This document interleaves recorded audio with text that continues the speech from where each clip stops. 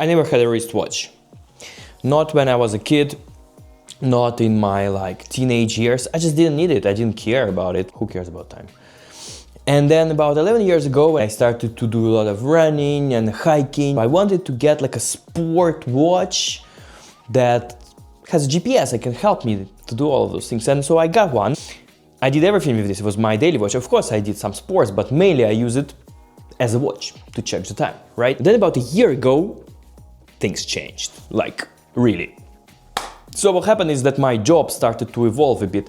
So I needed to go more to events where you need to be a little bit more formal, kind of business casual. I thought that maybe it's time to get like something a bit more fancy. I didn't know anything about watches and I didn't really care at all. I just picked a watch. I mean, it was expensive. And I chose the watch purely on looks because of the color of the strap. It was a beautiful blue leather strap. I mean, I have blue eyes, right?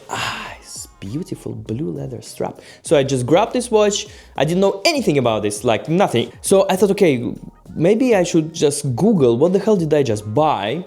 And I ended up watching a YouTube review of this watch. And not only one. So first of all, I bought a really big pilot watch, which was quartz. I had no idea. I mean, the ticks, you know, the second hand moves, the watch is running. The next few days, I spent really like surfing YouTube non-stop, watching videos about watches. And then I realized, okay, if I'm willing to spend so much money, it might as well be a mechanical automatic watch because it's just cooler. So I returned that watch and I got another one, Certina, and I like that it's old, from like 1888. Wow, heritage. I chose Certina DS1 big date. I mean, there is a date. You can check the date also, not just the time. And that one was really elegant, sleek, beautiful. Really what I needed. You can also look at the movement from the back. I mean, wow, how cool is that? So I'm gonna wear this on all these special events, but what am I gonna wear every day? Back to my Garmin? Nah. Casio, small digital black watch. It's just $20. Like, I mean, compared to what I just spent for this fancy Certina watch, 20 bucks. So I got one. There is more Casios. There is the calculator Casio, there is like the world time Casio, there is this, there is that, there is G-Shock, there is one with the analog dial. I got that one, GM2100, and I love that, and it fits my, I mean, because this is what I wear most of the time. I mean, I don't wear fancy clothes, so I cannot wear like a fancy dress watch every day. And then I saw a guy wearing watch like F91W Casio, but it was silver. And it was on a tiny metal bracelet, and that looked so awesome. A168 Casio, and it was just like $40. So I bought this one too, and then my wife, like, she was like, why did you buy so many watches? I was like, because it's just $40. When are you gonna stop? There is such a big world, it's just like so much unknown, so many things. Watches from Germany, watches from Japan, watches from Switzerland. There is like mechanical movements, all these springs and gears, wow. I mean, I never thought about this. And then the quartz movement, because the energy goes into this crystal which vibrates, and this vibration, damn, Seiko and spring drive, and that completely blew me away because somebody came up with the idea of kind of hybrid between a mechanical watch and a quartz watch, so you get a romantic thing of a mechanical watch, but the precision of a quartz watch.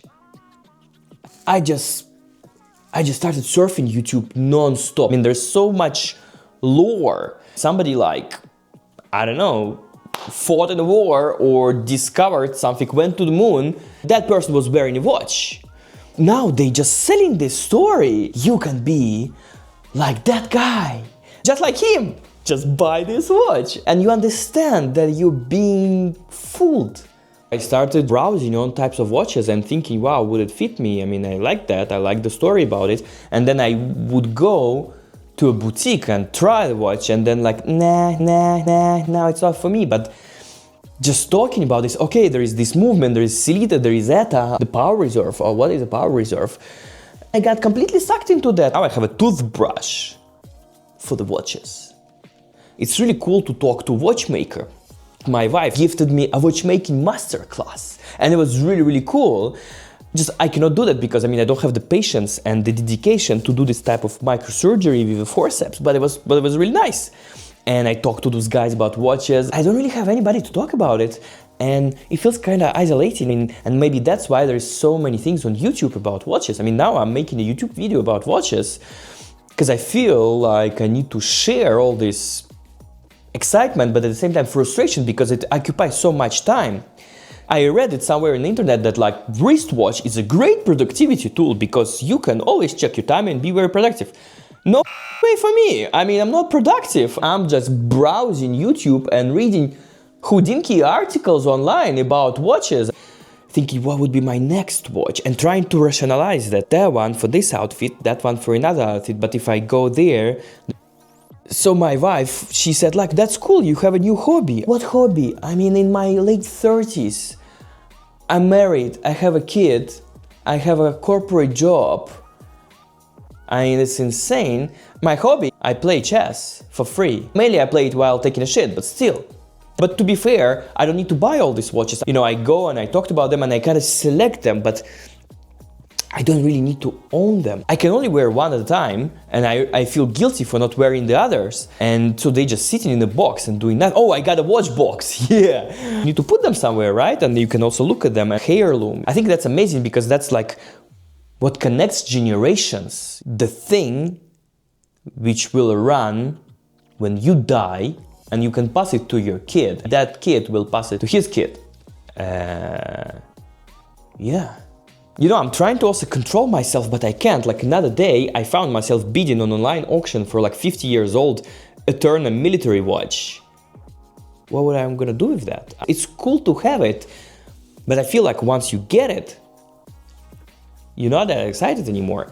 Is that real? Is it normal? How did this happen to you guys? It's like kind of mixture of feeling because I'm excited, it's so interesting, but at the same time, I feel like I'm being fooled by all these corporations and companies. I'm just sharing my emotions. That thing completely changed my life in the last year. All I've been thinking about the watches and trying to rationalize the watches. I got an Orient dive watch, that's cool. I don't know how to swim, but who cares? So I actually returned it and got the money back that I used then to buy another amazing watch. There's no end of it. Is there a way out? It's cool, I like that, but I lived perfectly without that thing for 36 years. Yeah. And it was fine.